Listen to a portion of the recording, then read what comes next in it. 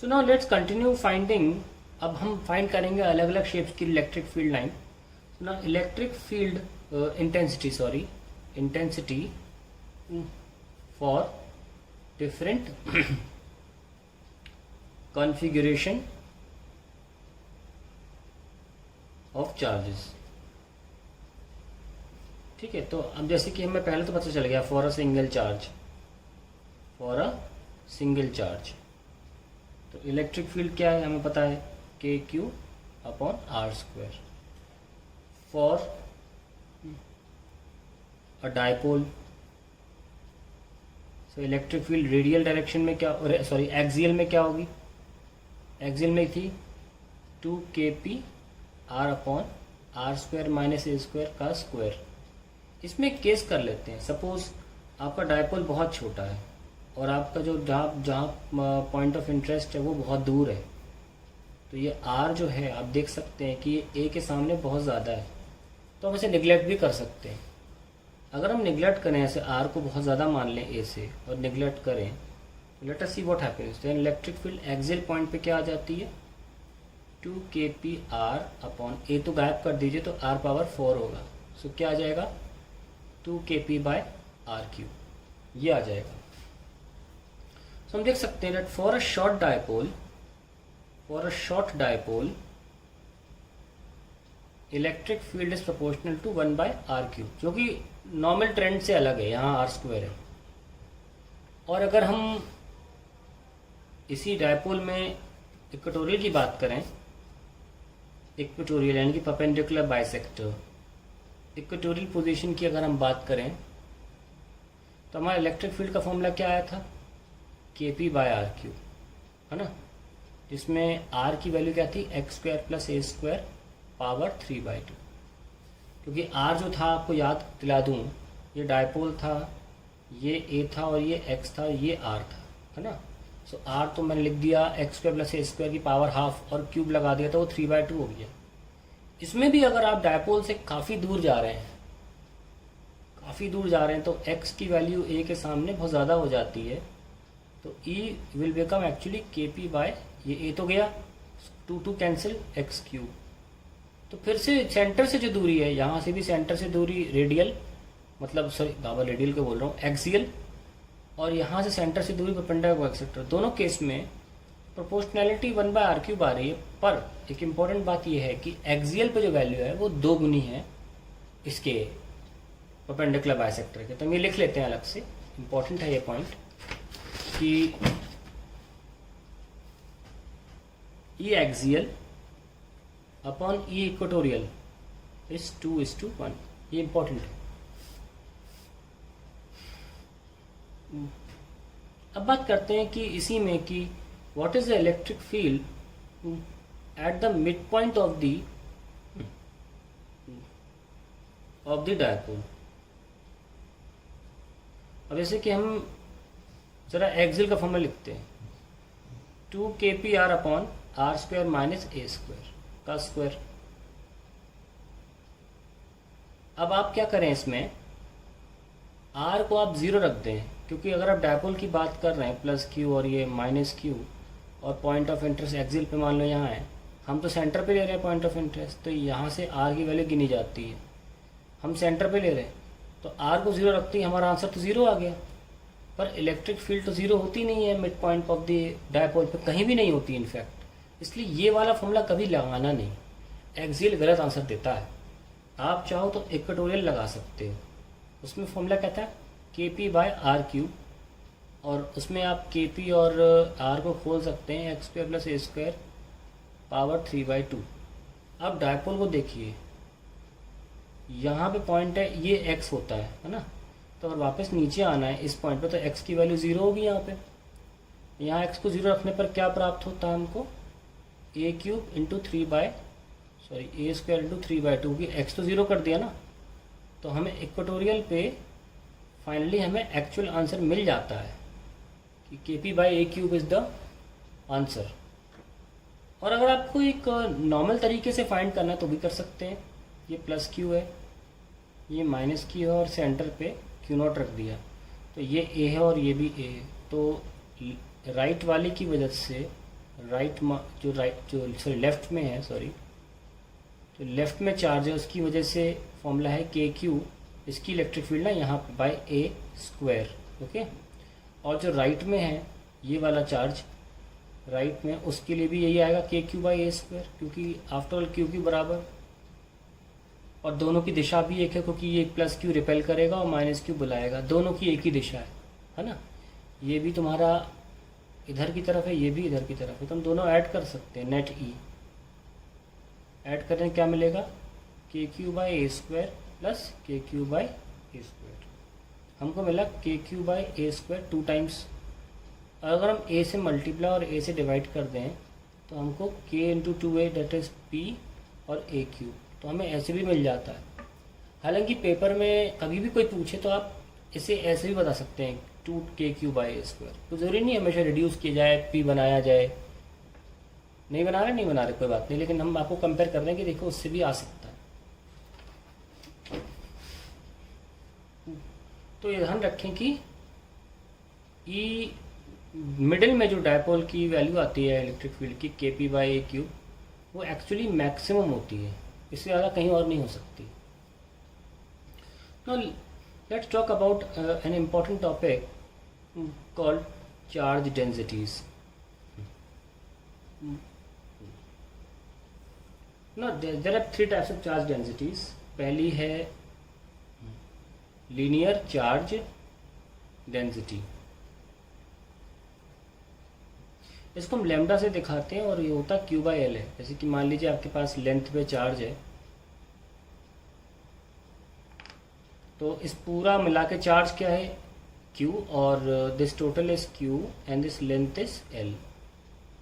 Okay, तो उसको हम कैसे लिखते हैं, कूलम पर मीटर ना। इन डिफरेंशियल फॉर्म लिखना बहुत ज़रूरी है, ये काम आता है बहुत। इन डिफरेंशियल फॉर्म लेमडा तो लेमडा ही रहेगा, D Q by D L, and you should have a habit of writing D q की जगह लेमडा डी एल, बहुत काम आता है। ठीक है, अब बात करते हैं हम second, surface charge density. Charge density, इसमें आप सरफेस ले सकते हैं कोई रैंडम कोई भी सरफेस, बट ये 2 डायमेंशनल हुआ, और इसका एरिया हम ले लेते हैं, area is A and we show it by sigma Q by A, फिर वही coulomb per metre square, and in differential form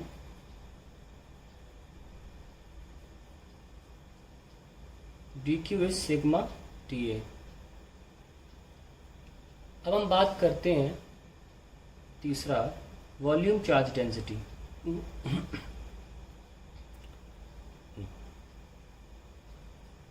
3 dimensional body ले लें कोई भी, I am taking a cube, जिसका वॉल्यूम V हो,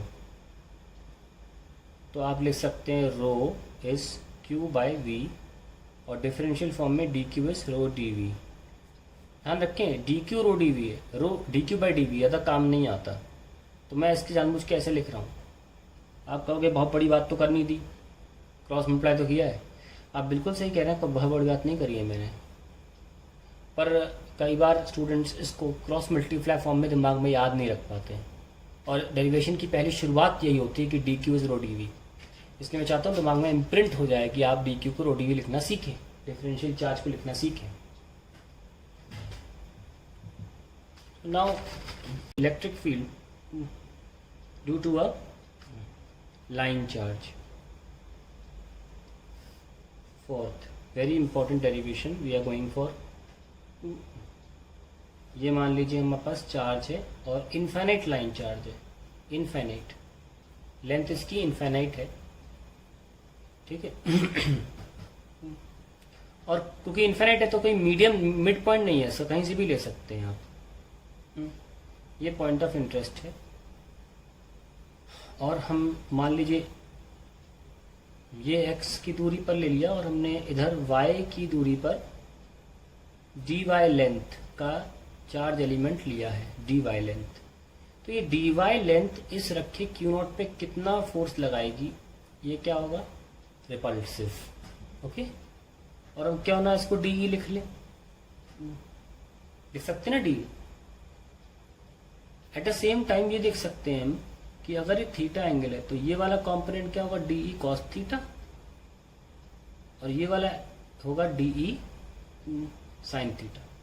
आप हमेशा ध्यान रखें कि ये जो डी ई का एरो है ये हमेशा D E cos theta D sine theta से हमेशा बड़ा होगा।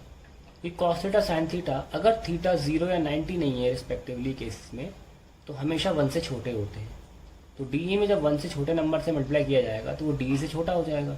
तो हमेशा एक वेक्टर के कॉम्पोनेंट उससे छोटे ही होते हैं। अब आप सिमेट्री के लिए ऊपर भी देख लें, यहाँ से भी तो एलिमेंट हो सकता है, तो ये यहाँ पे रिपेल करेगा। अब क्योंकि हमने उतना ही छोटा एलिमेंट लिया है डी वाई लेंथ का, उतनी ही दूरी पर y की दूरी पर ऊपर, तो ये भी डी ई होगा, और ये भी इसमें फर्दर ऐड करेगा डी ई कॉस थीटा, और नीचे की तरफ डी ई साइन थीटा। अब देखिए डायपोल की तरह से दो चार्जेस नहीं है,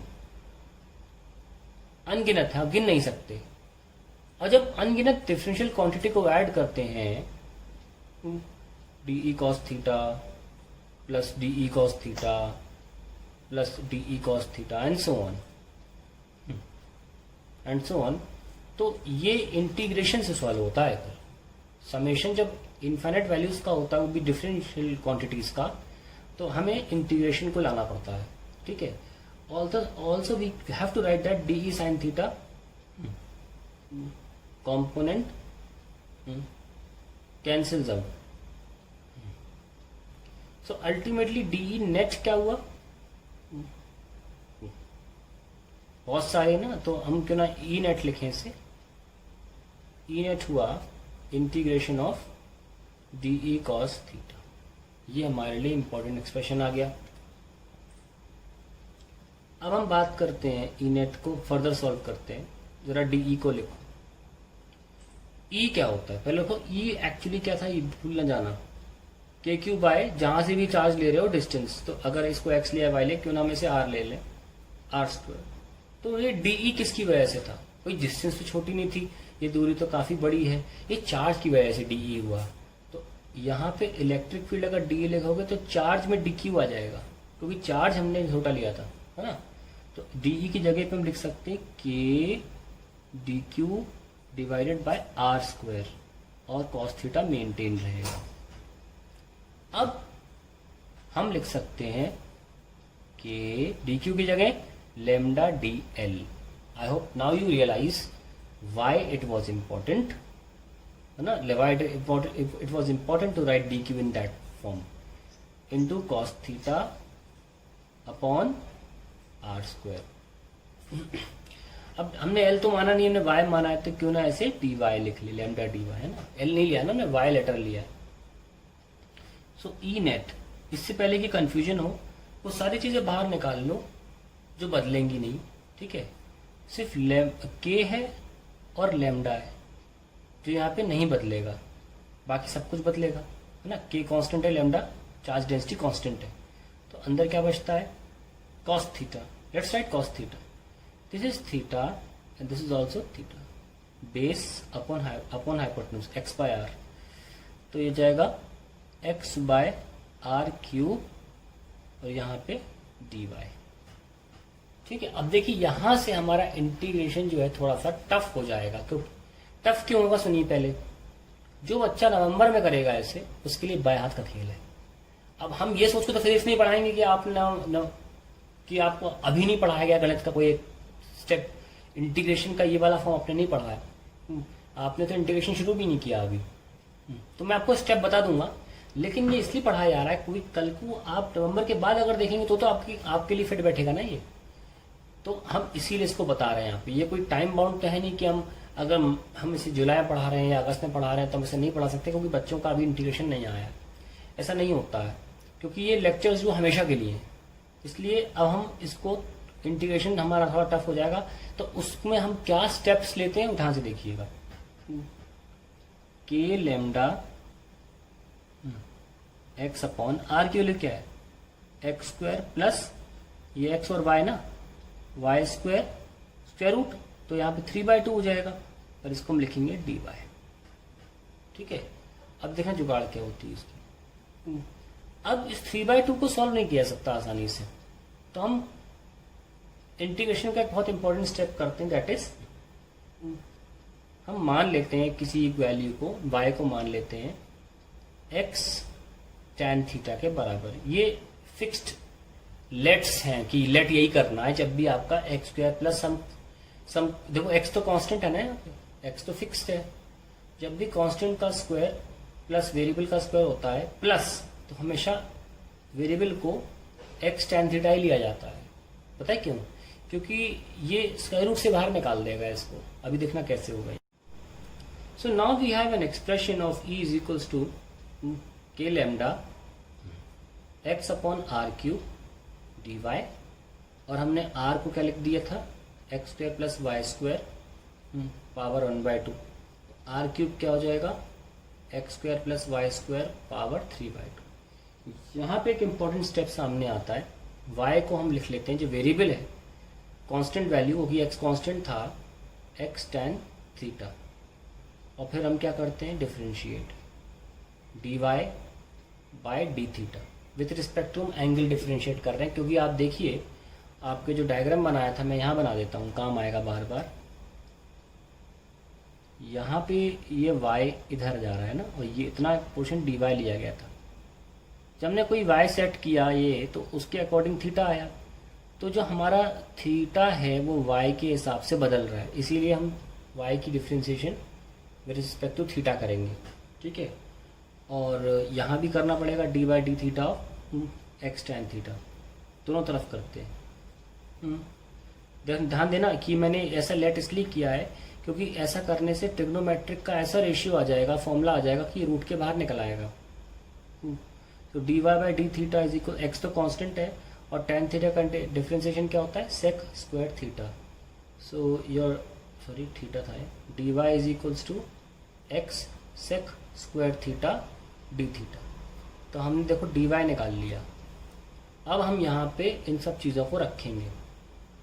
तो इलेक्ट्रिक फील्ड क्या आ गई, के लैम्डा, एक्स की जगह एक्स रखे रहने दीजिए, और डी वाई की जगह रखिए x sec square theta D theta divided by क्या वैल्यू आर की, x square plus y square ना, वाई स्क्वायर की जगह रखिए x square tan theta, x square tan square theta power 3/2। ठीक है, अब आगे बढ़ाते हैं वैल्यू को, के लैम्डा, यहाँ से देखिए एक्स स्क्वायर आ रहा है, sec square theta D theta, और यहाँ से एक्स स्क्वायर कॉमन ले लें। कॉमन लेते ही 2 से 2 कैंसिल हो जाएगा, तो कुछ भी नहीं बचेगा। अच्छा अभी नहीं कर लेता हूँ, चलो ठीक है, x square 1 plus ten square theta 3/2। अभी नहीं किया मैंने, ठीक है, पूरे पर है स्क्वायर। ठीक है, 3/2 पूरे पर है, तो क्या बचता है, के लैम्डा, ये 2 से अब 2 काट दें, काट दिया, क्यूब तो बच गया ना, तो लिखेंगे x square sec square theta D theta upon x cube. ठीक है, फिर देखा तो यहाँ पे एक्स स्क्वायर की पावर अगर 3/2 होगी तो क्या बचेगा, एक्स क्यूब ही तो बचेगा, एक्स क्यूब बच गया। और 1 प्लस टेन स्क्वायर थीटा क्या होता है, सेक स्क्वायर थीटा, तो सेक स्क्वायर थीटा की पावर 3/2 होगी तो क्या बचेगा, sec cube theta, sec cube theta. ठीक है, अब क्या बच रहा है, के लैम्डा, ये कैंसिल हो गया, और ये तो खैर हमारा कांस्टेंट है तो ये बाहर भी आ सकता है ना, एक्स स्क्वायर को क्यूब ने काट दिया, एक एक्स बच गया, और यहाँ पे ये बाहर नहीं आ सकता क्योंकि ये बदल रहा है, सिर्फ कॉस थीटा बच रहा है और डी थीटा। तो अब हमारी इलेक्ट्रिक फील्ड इस मुकाम तक पहुंच गई। ठीक है, अब हम आगे बढ़ाते हैं इसको, एक स्टेप और बचा है बस, और हमारा आंसर आ जाएगा। So we have electric field is equals to k lambda by x integration of cos theta d theta minus कौन से एंगल से, π/2 से प्लस π/2, यही तो होगा, देख लो। अगर आप इन्फिनिटी पे जाओगे तो ये एंगल कितना ले जाओगे, एक दिन 90 आ जाएगा, इसलिए जब इन्फिनिटी पे जाएंगे तो हमारा एंगल -π/2 से +π/2 होगा। ठीक है, so let's write K lambda by X cos theta का होता है integration sine theta minus pi by 2 से plus pi by 2. So we have K lambda by X sine upper limit pi by 2 minus sine lower limit minus pi by 2 and this is bracket closed. K lambda by X sine 91 minus minus 1 क्या आया 2 के lambda by x. ये क्या होता है, इसे बोलते हैं deriving electric field intensity for a linear charge without using Gauss theorem. ऐसे एग्जाम में आता है, एनसीईआरटी क्वेश्चन भी है और ये इतना ही लंबा है. लेकिन आपको बता दूं मैं, जिस दिन आप इस तरीके का इंटीग्रेशन सीख लेंगे आप रियलाइज़ करेंगे कि ये कुछ भी नहीं है. ये आपको बड़ा इसलिए लग सकता है क्योंकि आपको ये वाली इंटीग्रेशन आती नहीं है और ये मुश्किल से 5-6 एक्सरसाइज करेंगे आप एनसीईआरटी से इंटीग्रेशन की जब से वो चालू होगा. बिल्कुल इनिशियल स्टेज का है इंटीग्रेशन ये, ठीक है. मतलब आपको जैसे ये टर्म दिखेगा ना, आपको अंदर से ऐसी आ जाएगा, ये तो हो जाएगा मुझसे. ये आपकी प्रॉब्लम सिर्फ इसीलिए है, अभी अगर देख के लग रहा है, सिर्फ इसके कारण यही है कि आपने इंटीग्रेशन का फॉर्म नहीं पढ़ा. तो अगर आप इस डेरिवेशन अभी के लिए स्किप करना चाहते हैं, क्या रहने दो, रिवाइज नहीं करूंगा मैं, अब कर दीजिए, कोई इशू नहीं है, ठीक है ना. लेकिन अभी फॉर द सिलेबस पोर्शन या फॉर द अंडरस्टैंडिंग ये डालना जरूरी है. ऐसा नहीं है कि आपने मैथ्स पढ़ ली अब आओ तुम्हें फिजिक्स पढ़ाएं, ऐसा नहीं है. तो आई होप मैंने इसे बहुत स्लोली किया था. कैसे आप लेट करते हैं, क्यों लेट करते हैं देख लीजिए. अब आपको मैं हल्का सा एक आइडिया देता हूँ. अगर मान लीजिए जैसे आपको क्या लिखा है, sine square theta plus cos square theta क्या 1 होता है ना इंटीग्रेशन में. तो साइन स्क्वायर थीटा क्या हुआ 1 माइनस कॉस स्क्वायर थीटा, और ऐसी सेक स्क्वायर थीटा क्या था 1 प्लस टेन स्क्वायर थीटा. तो इसमें क्या है कि आपको जब भी मान लीजिए इंटीग्रेशन में मान लो नीचे अगर ऐसा होता ना क्या था x square minus y square ऐसा कुछ होता 3/2, तो वाई को आप बताए क्या पुट करते, एक्स साइन थीटा पुट करते. हमारा उद्देश्य भी होता कि हमें रूप से निकालना है. अब आपको धीरे धीरे क्लियर हो गया हो कि ये कोई बहुत बड़ी बात नहीं है. ये सेट तरीके होते हैं इंटीग्रेशन को सॉल्व करने के कि आपका नीचे जो 3/2 है वो 3/2 की जगह कुछ ये रैशनल ये जो डिवाइड वाली पावर की जगह नॉर्मल होल नंबर में आ जाए तो इंटीग्रेशन आसान हो जाएगा बस, और बड़ी बात नहीं है. तो हमारा ये तो खत्म हो गया integration, sorry electric field find करना फॉर अ लाइन चार्ज. ये आपके एनसीईआरटी में पीछे क्वेश्चन भी है इसलिए मैंने कर दिया यहाँ पे. वैसे तो और बहुत से डेरिवेशंस हैं जो हमें कूलम्स लॉ से सीखने चाहिए. ये कूलम्स लॉ से किया है मैंने, गॉस थ्योरम से हम इसलिए करते हैं कि वो चीज़ें आसान हो जाती हैं. लेकिन मैंने कूलम्स लॉ से किया है क्योंकि ये क्वेश्चन पीछे एनसीईआरटी में derive the equation using not without using Gauss theorem. तो अब हम इसको फर्दर नहीं करेंगे. लेकिन किसी को अगर देखना हो तो मैं इसे जब चैप्टर खत्म हो जाएगा, यूनिट खत्म हो जाएगा, तो मैं 10-12 ऐसे डेरिवेशन हैं जो गॉस थ्योरम की जगह कूलम्स लॉ से करूँगा. तो 10-12 आई थिंक 5-6 काफ़ी रहेंगे. तो आप देख लीजिएगा, अभी हम सिलेबस धीमा हो जाएगा और अभी उनकी ज़रूरत भी नहीं है. तो अब हम ये कर चुके हैं. अब आइए आगे बढ़ते हैं. Electric field due to a ring charged. तो ये रिंग कैसी है, ये ऐसी है, ये पूरी चार्ज्ड है और हम इसके एक्सिस पे निकालना चाहते हैं, है ना. यहाँ पे कहीं इसके निकालना चाहते हैं इलेक्ट्रिक फील्ड.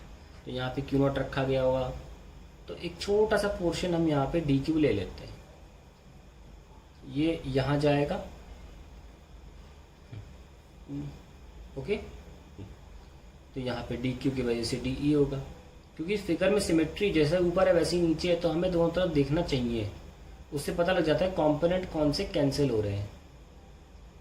ये लीजिए, ये भी आपका डी ई आ गया. तो अगर मैं इसको थीटा ले लूँ तो ये भी थीटा हो जाएगा क्योंकि दोनों ट्राइंगल्स कॉन्ग्रुएंट हैं. नाउ ये हम दूरी को एक्स ले लेते हैं, रेडियस को ए और इस पॉइंट से आर. अब क्योंकि ये ऐसे रखा हुआ है, ऐसे नहीं रखा, ऐसे, तो पूरी पेरिफेरी, पूरा सर्कमफ्रेंस की दूरी इस पॉइंट ऑफ इंटरेस्ट से सेम है. इसलिए यहाँ से भी जो डी क्यू होगा उसका भी डी ई आएगा, यहाँ से डी क्यू होगा उसका भी डी ई आएगा. और डिफरेंशियल चार्जेस अनगिनत हैं ऐसे. तो ऐसे बहुत सारे डी ईज आने की वजह से कोनिकल रीजन में ऐसे डी ईज आएंगे जिनका जो हमारा ये हॉरिजॉन्टल कंपोनेंट है डी कॉस थीटा वो ऐड होता रहेगा, और जो हमारा वर्टिकल कंपोनेंट है डी साइन थीटा वो कैंसिल होता रहेगा, वो हमारा कैंसिल होता रहेगा। तो अल्टीमेटली ई नेट जो आएगा वो आएगा integration of D E cos theta. लेकिन एक बात इंपॉर्टेंट है, यहाँ पर थीटा बदलेगा नहीं, यहाँ थीटा कांस्टेंट है, तो ये बड़े मजे से कॉस थीटा बाहर आ जाएगा। ठीक है, अब डी को लिख लो, के चार्ज क्या था डी क्यू अपॉन दूरी आर थी, है ना, आर स्क्वायर और कॉस थीटा, ये खत्म हो गया। यहीं पे देखो के कॉस थीटा कांस्टेंट है, आर भी कांस्टेंट है, डी क्यू का क्यू लिख लीजिए, डेरिवेशन खत्म। इतना सिंपल डेरिवेशन। ई नेट कितना आया, K Q upon are square, cos theta क्या लिख सकते हो, base X upon hypotenuse R, तो कितना आया K Q X upon R Q. So now we have K Q X upon X square plus A square की power 3/2। Once again we have got the answer, और ये हमारा finally आ जाता है। That is a expression for electric field on the axial line. हम इसमें कुछ केसेस भी कर सकते हैं। केस नंबर 1, अगर x बहुत दूर है तो फिर x की वैल्यू रेडियस के सामने बहुत ज़्यादा हो जाएगी, तो ऐसे में हम a को निगलेक्ट कर दो, क्या होगा, के क्यू एक्स अपॉन ए तो गया, तो केवल एक्स स्क्वायर बचा, एक्स स्क्वायर 2 कैंसिल, क्यूब बचा, क्या बचा, के क्यू बाय एक्स स्क्वायर। देखो ये क्या हुआ, ये हुआ कि जब आपने जो रिंग ली, अगर पॉइंट ऑफ इंटरेस्ट बहुत दूर चला जाएगा तो उस रिंग को वो पॉइंट चार्ज की तरह देखेगा, क्योंकि अगर आप किसी गोल से बहुत दूर चले जाओ तो वो बिंदु सी लगने लगती है, और पॉइंट चार्ज के लिए फॉर्मूला तो क्या होता है, k Q by X square. तो सही बैठी ना वही चीज़ कि अगर आप बहुत दूर चले गए तो ये जो लाइन लीनियर चार्ज था सर्कुलर लूप फॉर्म में, अब इतना छोटा दिखेगा कि ये पॉइंट चार्ज की तरह महसूस होगा, इसलिए पॉइंट चार्ज वाला आंसर भी आ रहा है। और दूसरा केस हम देखें, अगर case number 2, that is centre of circular loop, तो वो कितना आ रहा है, एक्स को 0 रखने पर, तो ई यानी K Q 0 times of 0 square plus A square, इन सबको रखने का मतलब नहीं ऊपर ही 0 आ गया तो आंसर 0 है, तो इलेक्ट्रिक फील्ड जो है हमारी सेंटर पे 0 आ जाएगी। अब एक इम्पोर्टेंट बात हम इसको देखना चाहते हैं कि हम इसको ग्राफ कैसे प्लॉट करें। देखिए हमारी electric field I K Q by X square power plus A square power 3/2, और ऊपर भी एक्स है। अब इसको एक नॉर्मल ग्राफ की तरह आप प्लॉट नहीं कर सकते, ऊपर एक पावर 1 है, नीचे अजीब सी पावर है, ए बीच में आ गया है, तो प्लॉट कैसे करें। इस तरीके के कर्व्स को बनाना इतना आसान नहीं होता है, तो इनका एक तरीका होता है। हम क्या करते हैं, हमें ये तो पता है एटलीस्ट कि अगर हम ग्राफ बनाएंगे तो x बराबर 0 पे इलेक्ट्रिक फील्ड 0 आएगी। ठीक है ना। अब हम क्या करने वाले हैं, इस तरीके की कर्व्स में जहाँ पता नहीं होता ग्राफ कैसे बनाया जाए, हम मैक्सिमम या मिनिमम पॉइंट ढूंढ लेते हैं। मिनिमम तो पता चल गया हमें 0 है, मैक्सिमम पॉइंट क्या होगा उसके लिए करेंगे डी बाई डी एक्स को हम इक्वल टू 0 पुट कर देंगे, तो यानी कि डिफ्रेंशिएट करके 0। ये कौन सा कॉन्सेप्ट है, मैक्सिमा मिनिमा कॉन्सेप्ट, जो कि आपको आना चाहिए 11th क्लास में, इसलिए इसको पढ़ाया भी जाता है। इसमें ये कहा जाता है कि अगर कोई चीज़ अपनी मैक्सिमम पे है तो उसका डिफ्रेंशिएशन वहाँ पर 0 होगा, तो इसको हम डिफ्रेंशिएट करके 0 रख दें।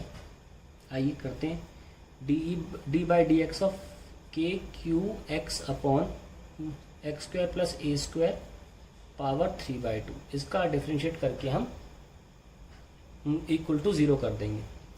तो के और क्यू तो कांस्टेंट है, तो क्यों ना उनको पहले हम 0 में भेज दें। तो हम के क्यू को नहीं मान रहे हैं कि एग्जिस्ट करते हैं, और सिंपली अपना डेरिवेशन चालू करते हैं। आपको क्वेश्चन रूल तो पता ही होगा, D by D X of x minus, अब एक्स का नहीं करेंगे, D by D X of x square plus A square power 3/2 divided by x square plus A square power 3/2 का स्क्वायर इक्वल्स टू 0। ये भी चला गया यहाँ पे, इसका कोई प्रॉब्लम नहीं है। ठीक है, so X square plus A square power 3/2 into 1 minus X. अब देखो डिफ्रेंशिएशन तो सबको आता है, इजी होता है, पावर सामने आ जाओ, x square plus A square 3/2 power सामने आके -1 करते हैं ना, 3/2 -1 क्या बचा 1/2। और अब चेन रूल के साथ अंदर घुसो, x² का 2x और a² का 0 को, ये तो कांस्टेंट है, equal to 0।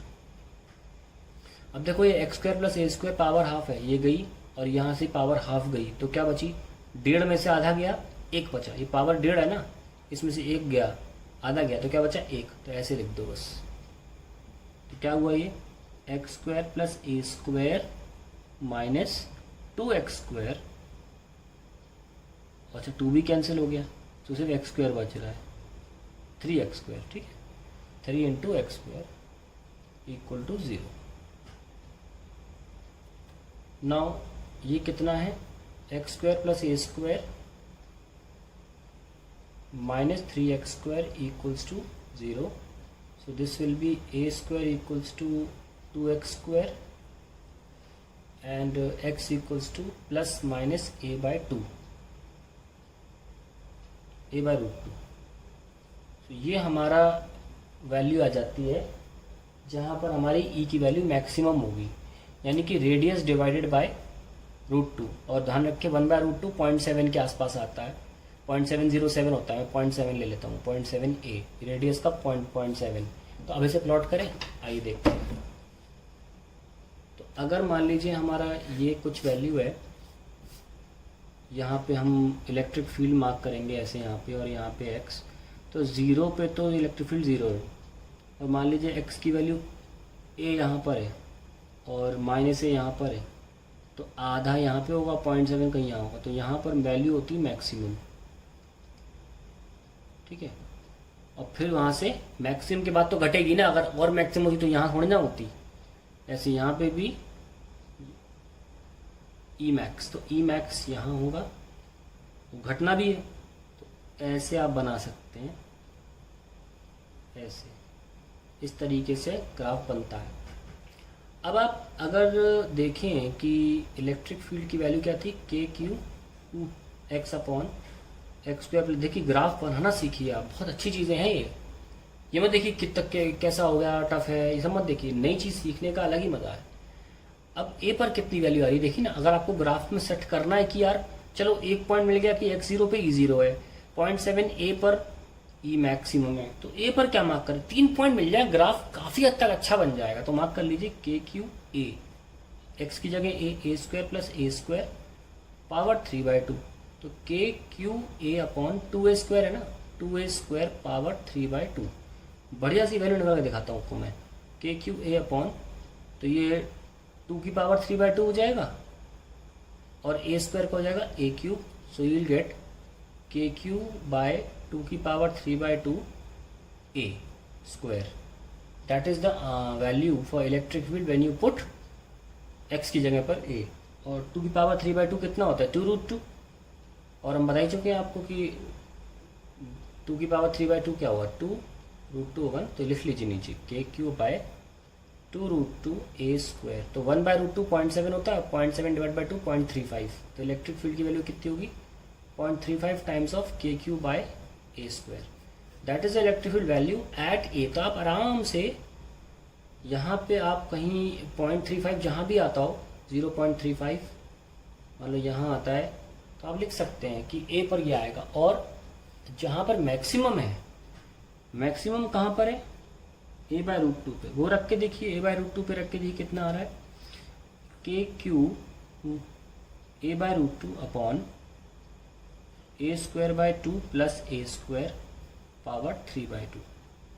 So we have already 1/√2 0.7 लिख सकते हैं, KQ a upon a² plus a² यानी कि 1.5 a² है ना, 1.5 की पावर 3/2 हो जाएगी और ये a³ हो जाएगा।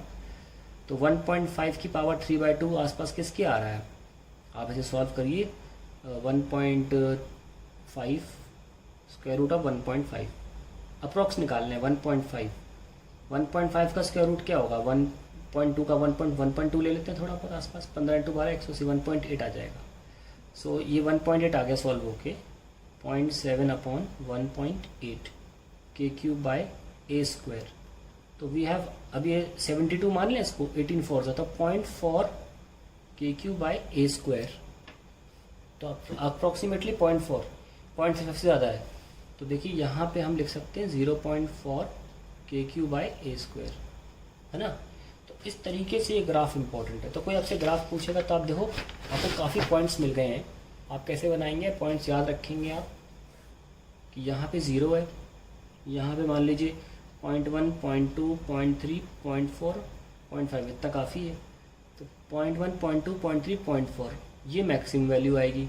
तो अगर आप ए इसको मान रहे हो, 0.5 ए को ये मान रहे हो, 0.7 इसे मान लिया, यहाँ पे मैक्सिमम वैल्यू ये 0.7 है, यहाँ पर आपका 0.4 है KQ/A², और यहाँ पर वैल्यू ए पर कितना आया था 0.35, यहाँ पे कहीं, तो ये आ गया 0.35। सिमिलरली ऐसे ही आप ऐसे बना लीजिए, आप नीचे और नीचे ही आएगा अभी और ऊपर नहीं आ सकता। तो this is the graph for E versus x for circular loop.